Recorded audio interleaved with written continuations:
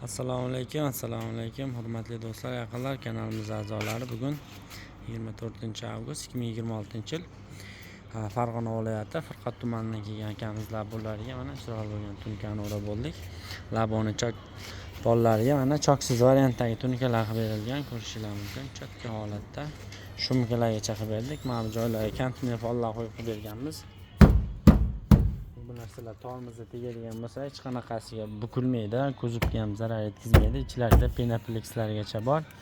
Taylarigacha qaytgan holatda mana 1,5 sm ichkariga qaytgan, qo'lda ochganda kesmaydi, yilmaydi, shunaqa bo'ladi. Tag tomonlari ham mana samolyotda klopkalar ko'rinmaydi. Tagidan qotiriladi. Mana nomerlari tanigan bilganlar, mahalladoshlar like bostirasizlar. Alohida yana yoniga quti ham qo'yilgan. Qutini holatda ochiladi mana.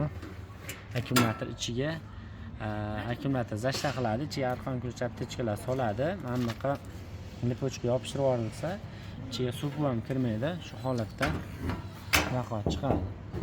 Bu sondiq albatta alohida sotiladi, behijolat. Sondiqqa ham telefon qilaverasizlar. Tomiga bagajlari bor, alohida poliga rezinkasi bor.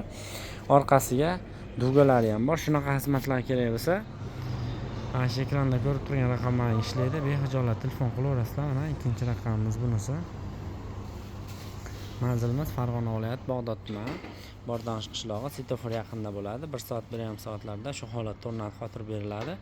Kamchilik xatolar bo'lsa kommentariyaga yozinglar, do'stlar, yaqinlarga borib qo'yinglar. Obuna bo'lishni unutmanglar. Sog' bo'linglar, salomat bo'linglar.